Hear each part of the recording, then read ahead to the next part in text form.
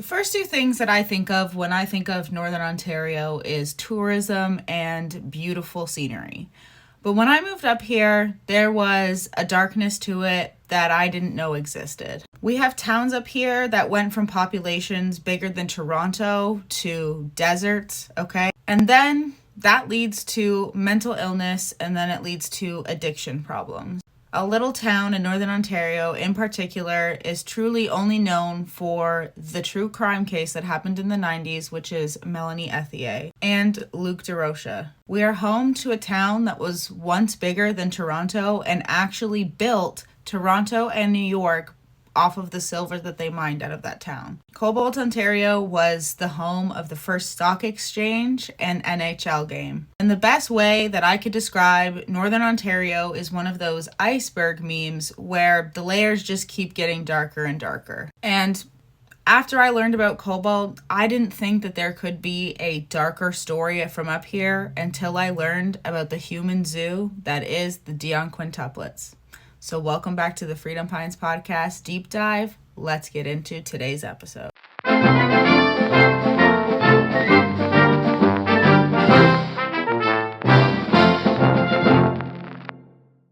So it was rural Northern Ontario and the Depression years were in. It was 1934 and Oliva Dionne and Elzire Dionne were getting ready to have what they thought could be their fifth and sixth child because she was having a really tough pregnancy and was told to sit on her feet because she was a little bit bigger than she should have been for how far along she was. But with the family being, tight on money, they could not hire help around the farm, and Elzire had to stay on her feet and help her other 5 children. And then one night, she went into labor. The midwife, who delivered the majority of the babies at the time, came over and started to help, but realized that something was very, very wrong and sent the dad to go get the doctor. That doctor's name was Dr. Defoe. Elzire Dionne went into labor and started giving birth one after the other. Now, I cannot imagine being in the 1930s, not even knowing that quintuplets could exist, giving birth to 5 children. Can you guys imagine? Because what amazes me about this scenario the most, I think, is the fact that quintuplet births are 1 in every 55 million births, you guys. And for that to happen in Northern Ontario just still blows my mind. The midwife helped Elzire give birth to the first 3, and then the doctor came for numbers 4 and 5, and then the quintuplets were here. What would end up being the most famous babies to ever exist ever, okay? And their names were Yvonne, Annette, Cecile, Emilie, and Marie. The way that these doctors and news publications talked about these preemie babies did not make them seem cute in the slightest, but I'm here to tell you that I think they're cute. I think they were beautiful even when they were first born. Let's look at some footage from the time. Yes, footage, because like a lot of other things in this, I did not realize that televisions were and news publications were so readily available even back then. See them lying there, sleeping peacefully to gain strength. The tiny mites, whose combined weight at birth was 13 pounds 6 ounces, are well cared for. This is the only posed photograph of Mrs. Dionne and her 5 daughters, Cecile, Yvonne, Marie, Emilie, and Annette. After the babies were born, it was in no short time that somebody went down to the newspaper office, I guess, and asked, I know how much it costs to take out 1 birth announcement, but what about 5? And from then on, the Dionne Quintuplets went viral. Instead of having a birth announcement, it was a whole write-up because 5 babies that had never happened before, and everybody was amazed, especially that they kept just living, okay? These babies were literally kept alive with breast milk that was sent via train, because when people heard about this, they thought, what a miracle, and they sent up breast milk on a train, okay? When the babies would pass out because they would stop breathing, the doctor actually told the nurses to give these babies a little bit of rum and water to stimulate them back awake and back breathing, which is so crazy to think about, because I believe that the first formula they were having before the breast milk came was syrup and fat and cow's milk, and it was something, a little bit of water, I think. I just a crazy concoction to be able to keep these babies alive. They could not suckle, think they were preemies. That's so crazy back in the day. And they had to be fed via little Dopplers. They had the Dopplers in the museum when I went, because I had no idea about this story until I actually went to the museum, which was the house that they were born in. You guys, you couldn't go upstairs, but the downstairs was 2 rooms and then a kitchen. That's it. So with 5 other children and 5 new children, they didn't really know how they were going to cover the cost of this. And that's when they got approached by the Chicago Fair. Yes, the Chicago Fair. I would like to say that I watched listened to a couple of podcasts, and I had no idea, but they took so long to convince doctors to take care of premature babies because of eugenics. Yeah, they didn't want to save premature babies, and that's why the incubators were in these fairs. Can you guys imagine pulling up to a fair exhibit and one of the buildings is just premature babies? Like what you see in those American movies when there's that nursery, but premature babies in incubators. Incubators that at the time were electrically ran, which were very dangerous and set a lot of things on fire. But the Chicago Fair reached out and wanted to display these babies on display at the fair. I will say before this offer, they actually did donate an incubator, which was probably the first incubator to actually be in Canada. And it was from the Chicago Fair, and it was gas powered. I'm sorry, can you imagine having a gas powered incubator in your home? That's crazy to me. And they actually had a hard time getting it across the border because they had no idea what it was in the slightest. And I don't blame them. That is such a funny thing to think about. Oliva at first did not feel comfortable with this offer from the Chicago Fair to display the babies for money. He thought it was exploitative, but he went to his priest and Dr. Defoe and asked them if that was the best case scenario to get money, because they really did need money to take care of all 5 of the babies. And at first they said it was a great idea. And so Oliva went back and called the Chicago guy, and he actually signed a contract. And that was the beginning of the end of what was going to happen to the Dionne Quintuplets. So at first it seemed like a nice gesture that the Red Cross would take custody of these kids. Okay, they were building a hospital across the road, and it was going to be for the first 2 years of the babies' lives, and then the parents would maintain custody after that. But even during the time that the Red Cross had the babies, they were already starting to be exploited. Okay, whether it was for commercials or movies or Palmolive soap, these babies were truly everywhere. Okay. Every day, each baby is carefully bathed in olive oil to prevent her tender skin from chafing. And this is the daily weighing which you read about in the papers, the most important check on the quintuplets' progress, for the gain or loss of just 1 ounce is significant. Look at little Emilie. She enjoys dressing up just like any woman, while her sisters yell for attention too. Dr. Defoe permits the parents to see their babies occasionally, but due to the extreme care required, neither Mr. nor Mrs. Dionne handle the quintuplets. They leave them in the hands of Dr. Defoe. So I will say that in order to fulfill some of the contract, the Dionne parents went down to Chicago and just went on stage as the famous quintuplet parents, because obviously I don't believe the girls could have went because they were not. That was the whole point, was to not exploit them. And mind you, the parents never felt comfortable with it from the beginning. It was Dr. Defoe and the priest that suggested they do it. And when the Ontario government got a whiff of how much these babies were bringing in and making, and then they seen the parents go to Chicago to be on stage, they said that they feared that the parents would exploit them further, and the Ontario government took custody of these babies. These babies became a crown of the state. I believe that's what it's called. Mind you, this was a liberal Ontario government, and his name was Mitchell Hepburn. I see nobody else mentioning that. I think it is a very important part of this history because no matter who did this to them, I would have reported on that.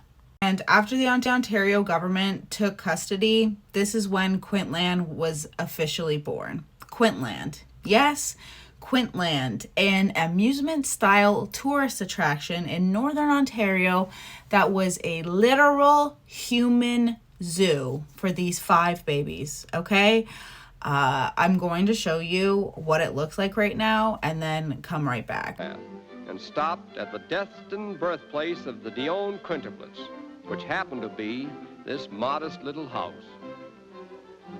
Rushing into the house, the doctor soon experienced the thrill of his life, and the news of the 5 tiny souls that he brought into the world spread so rapidly that Dr. Allen Defoe, the little country doctor, soon became a physician of worldwide importance. Across the road from the birthplace, the government of Ontario constructed this house, and it is now the home of the World Wonder Children, who are wards of the government. In unique contrast with the huge dog and the constable, who are constantly on the watch for prowlers and trespassers, are the little bird houses that have been placed around the house. There are 5 of them like this one, and each has been dedicated to one of the quintuplets. So Quintland truly became more popular than Niagara Falls, you guys. Niagara Falls. This was a sign to everybody that there was a sign of hope during the Great Depression. And there was actually a 6-lane highway created to go to Quintland. 6-lane highway. You would be hard-pressed to get that many people in Northern Ontario now because Quintland drawed in more than 3 million people per year. I'm sorry, you guys. That is insane to me. And then an explosion of brand deals and propaganda started really taking this off. Now, as somebody who covers the things that she does, something that stood out to me in this case was the amount of advertisement that these babies were subjected to. They're at the museum, they have a binder, and it just keeps going and going and going and going and going of the amount of times that these Dionne Quintuplets were exploited. Okay, and I am very passionate about this case because I'm passionate against family vlogging a lot. If you look on my channel, there are some videos about being anti-family vlogging because I have seen it firsthand myself. Okay, I had someone in my life who very much had the plan to exploit her children, and I watched her carry that out. And actually, she does not have me blocked, but I continue to see updated pictures of her kids because she exploits them. So a lot of this case reminded me of that because I found out that the Dionne Quintuplets, when they would do photo shoots for Christmas or their birthday or any holidays, that the presents actually were not even real. They were not even real, you guys. It was all faked. And can you imagine being those little girls, not getting a present for your birthday, just faking the fact that it's your birthday? It reminds me of family vlogging because in this person that I knew, they would do brand deals, okay? And their kids would be in these commercials that you would make for Instagram, right? And her whole house would be torn apart, except for this one tiny part of her house that would be perfect looking for this Instagram. And I watched her as she made her kid do it over and over and over again. And you can imagine how many times that the Dionne Quintuplets had to do it because of how slow photography and video worked back then. And speaking of video and photography, they were only allowed to be taken photos of by one person. They met the king and queen and there was no photos allowed because the person who was contracted to take photos of them could not go to this place. It is insane to me. And truly, these are probably advertisements that you have seen and you just didn't realize that it was the Dionne Quintuplets.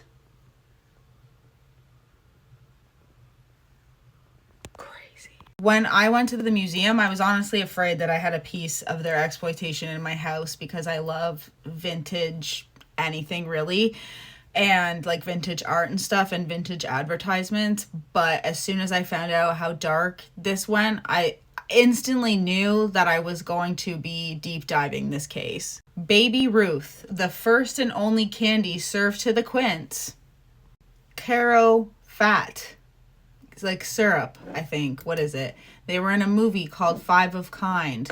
The Palmolive dish soap really threw me for one. Okay, what do you mean? What do you mean? And it's just, goes to show that there's like very few companies that own literally every single thing that we use.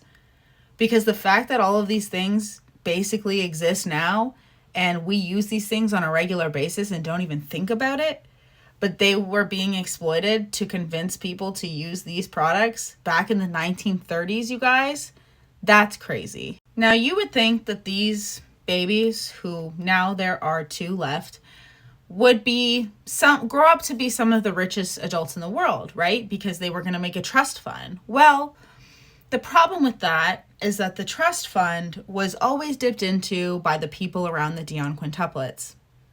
There was no laws protecting the Dionne Quintuplets trust fund to make sure that they got paid this amount of money when they were done being exploited.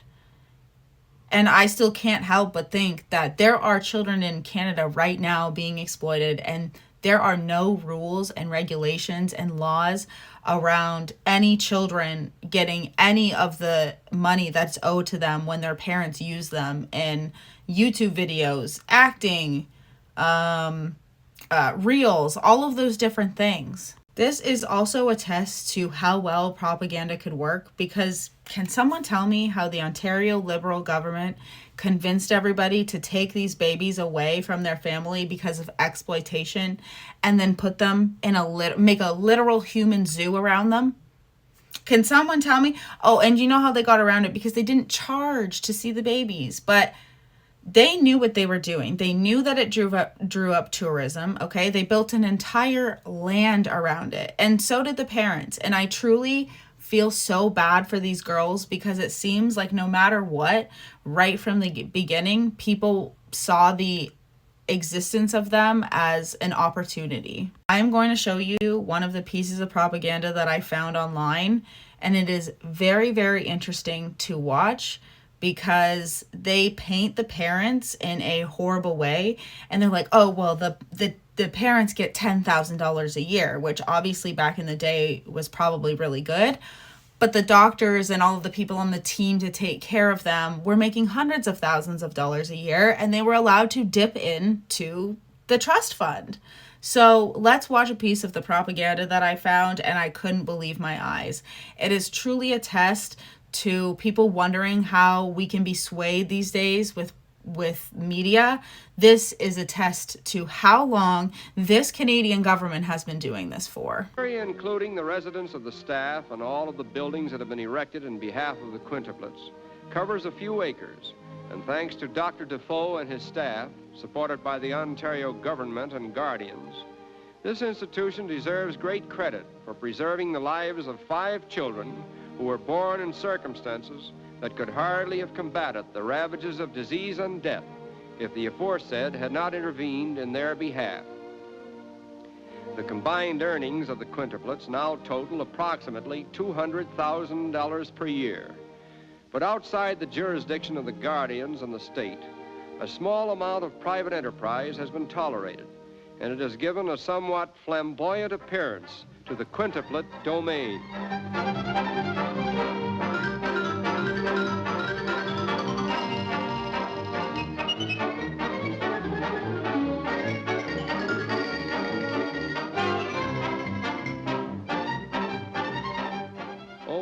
Dionne, the father of the quintuplets, we are told, receives an income of over $10,000 a year, most of which is obtained from this curio shop. As you guys can see, it's been a couple of days, and I just wanted to come back here and redo this last part so that what I was putting out was exactly what I wanted to put out. I wish I could tell you that this story ended in a happily ever after, but it really didn't. At the age of 9, the girls went back to live with their family, and when they moved back in with their family, they felt tension between them and the rest of their siblings. They said that it seemed like their parents held it against them, that the government took custody and did all of these things, and that they were made to do a lot of different things around the house that they had never had to do before. And ultimately, they said that between living in the hospital versus living at home, that they would have rather lived in the hospital. That's how bad moving back home was. But they also say, don't get it twisted, because they also say that it was horrifying and horrible, and that they were exploited, and that it was not okay for them to go through that. I just think it's so sad that almost every single person in these little kids' lives, and ultimately these women who are now 90, failed them. And I'm talking, they did not get their trust fund. They did not get their trust fund because Dr. Defoe was dipping his hands in it, and so was everybody else who was part of that board that you heard about. There was no laws protecting the trust fund, and they were supposed to take money not from the trust fund. Like, they had a bunch of other money, and then they put some of it aside. It's almost like now where we don't even have laws. I don't even know if there's laws, I will say, about if parents have to give their kids a trust fund if they're actors. But I'll tell you, influencers have no obligation to pay their children for all of the content that they use them in. Okay? And I truly hope that the two remaining Dionne Quintuplets that are alive, Annette and Cecile, get to see laws be made. Because I would love nothing more than for them to see laws be made in protecting children from exploitation. Because when they made a settlement with I believe it was the conservative government that they made a settlement with, they got $4,000.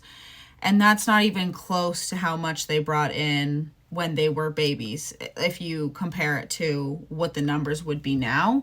And when their first sister died, she was only 20 years old, and she was a nun.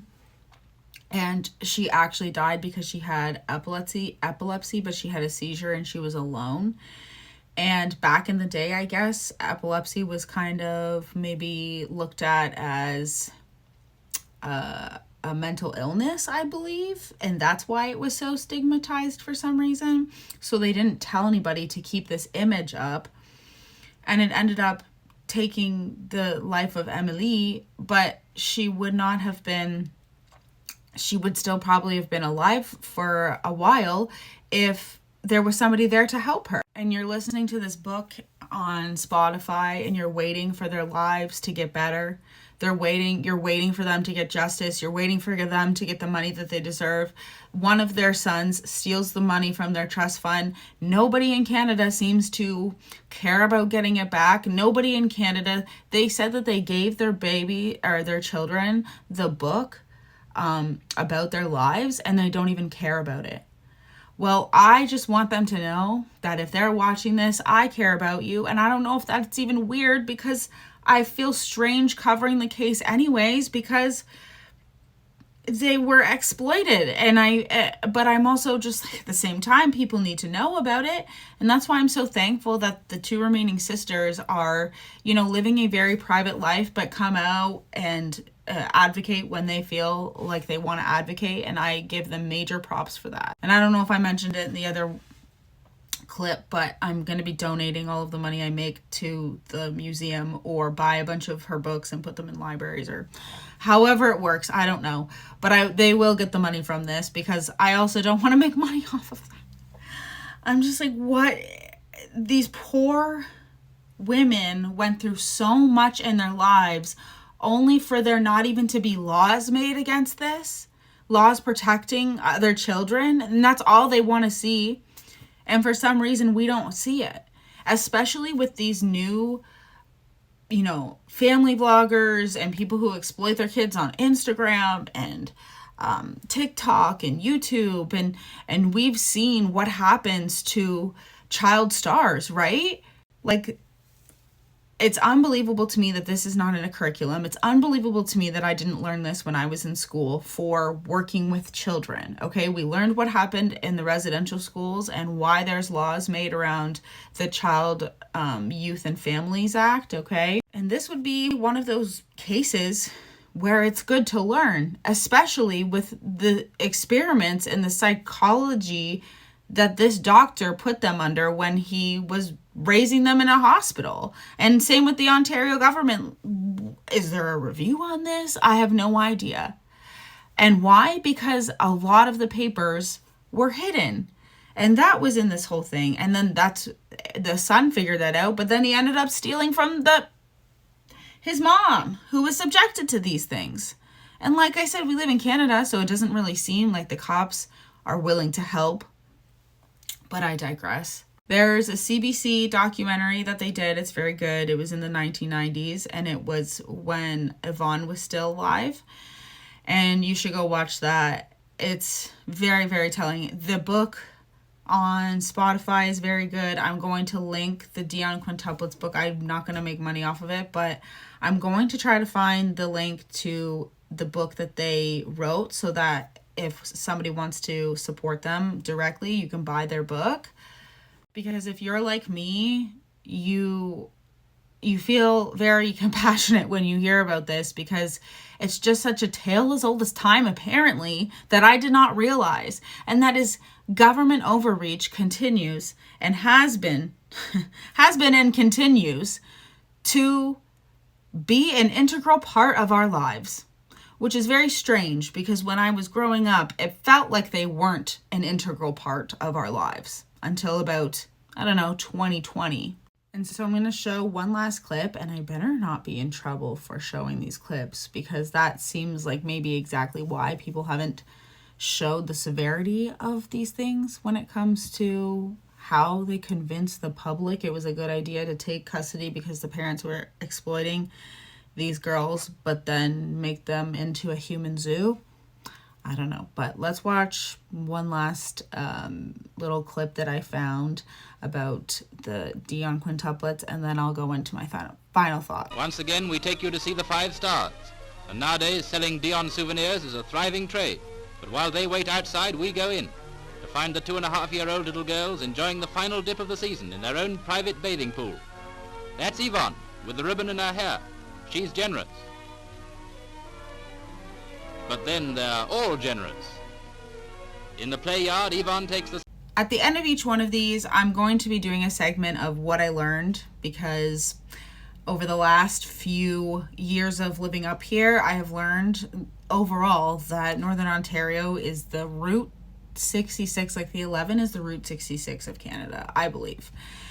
Because I truly have no idea how we go from being so populated up here. Well, actually, I do know, and that's what we're going to talk about. So anyways, what I learned from the Dionne Quintuplets case. First of all, that these companies that we still use today and are owned by all of the same people have been doing this for a long time, and they have had a chokehold on our market for a very, very long time. And not only that, they have used these babies to be promoting these things and convincing people.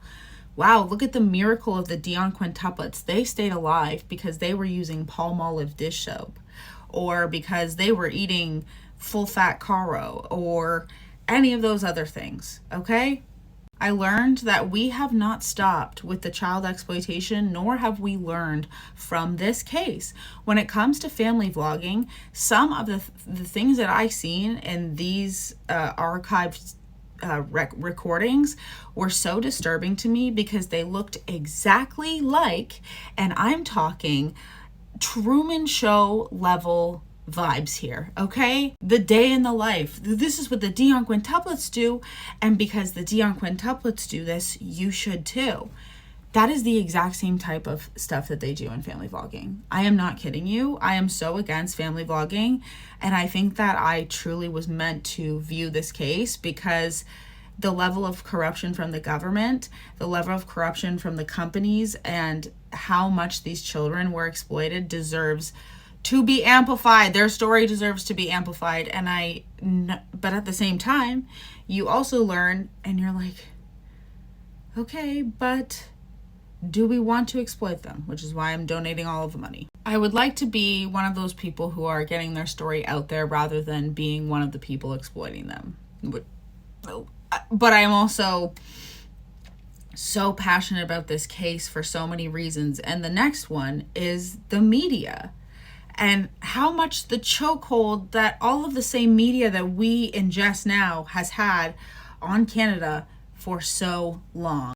I'm talking Toronto Star, the North Bay Nugget, CBC, involved in all of it. All of it. CBC knows that it was there when they were in Time magazine, you guys. These babies were in Time magazine. These babies met the Queen, and they were not allowed to be, I think I mentioned that, photographer had their picture taken with the Queen because the guy from the Toronto Star wasn't there. What? The fact of the matter is that the media helped convince people it was okay to go and watch these babies. Why? Probably because you didn't pay to get into the amusement, to the viewing place. So they said they were technically not exploiting them. Sure, Jan. But truly, how they convinced the public this was okay. Praising the doctor, saying that they wouldn't be alive because the parents were so poor. All of these different things. This is very important to realize because in this day and age, when we question how the government is capable of convincing people like the Canadian public that the guys who just ruined our lives for the last 10 years are the people that should be put in charge of running the country yet again, this is how. Through our media. This is so incredibly serious. And I also learned that the Liberals were in charge of this situation, and so many times I've looked back in history, as I've said, and it happens to be a Liberal, okay? They have a tendency of overreaching historically, apparently. So yes, this is important for us to learn. And it is very important for their story to be told. And it is very important that we need laws to protect these kids. Because I don't know if you guys have older kids like me. Like I have a 12-year-old. I cannot imagine if I had footage of her on the internet embarrassing her, talking about her life story in great detail, as some of these family vloggers still continue to do. And there's no laws in Canada that give those kids at least some of the funds from their parents exploiting them, let alone exploitation laws. And you know what, guys? People do exploit their kids. And I am not for government overreach, okay? But if we made these laws overall and didn't give them an option to do it, there wouldn't have to be any overreach in the slightest. So, with that being said, I want to know what you guys have learned. I'm sure that I will forget something and then be like, oh my gosh, I should have put that in. But what have you guys learned from this case? Did you know about this case? Let me know. And I hope that my first deep dive went okay. I've been working on this all week. I started writing the script while I was cleaning my house last weekend and listening to a podcast and their book. And I would suggest reading their book. If you have Spotify Premium, it's free. Just and be prepared to cry because it's really, really sad. And I'm going to stop this video with a clip from them on the CBC and just let them tell you in their own words what it was like to be here. Well, what it was like to be raised at Quintland. But there's so many more things that I did not get to in this video and that I could have covered. But I wanted to give kind of an overview and then talk about it. There's plenty of podcasts that go into more of a deep dive and real life footage. If you want to go look for yourself, go look for yourself. I might also add a TikTok, or I'm going to add a short of when I went to the museum. And yeah, you guys will get to see what I saw for the first time. And I hope I have pictures. I'm going to add some of the ads that they did in the end of it. But just such a sad story. And I was really hoping that if the Conservatives would get in. I've been listening to Elevate podcasts and they talked about how you get bills enacted. And I live in the area and I was thinking, if the Conservatives got in and then I would be staying in Northern Ontario, that I could get that going and go to the thing where they make bills. But I'm not sure that's going to happen now. But I still would love to see some bills made and not see 63 because they're just using that as a cover. because that's what the government does. But anyways, guys, you have a good one, and I will see you later. Bye. Today, Annette and Cecile Dionne are the last surviving sisters. In recent years, they've mostly shied away from the spotlight. C'est fatigant, puis on peut pas être naturel, toujours être surveillé. But the sisters have recently given several media interviews in the hopes of saving the house they were born in. They last visited that house in North Bay nearly 20 years ago. It will always hold a very special place in our art. This is where it all started. For years, it was a museum, but attendance dwindled and it closed in 2015. North Bay City Council recently voted to relocate the house within the city. It's been moved before from its original location in a neighboring town. Now the sisters want the federal government to pay to operate and preserve it for years to come. The Federal Heritage Ministry says it has yet to receive a formal request for funding. For the Dionne sisters, the house is a symbol of their story, both their incredible birth and the struggle that followed. It was not human thing that happened to us.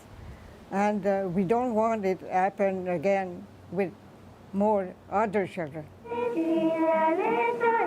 They hope it can serve as a reminder of the toll of exploitation on children. They still carry the pain of what they see as a stolen childhood. C'est de l'exploitation, ça. On n'est pas des animaux.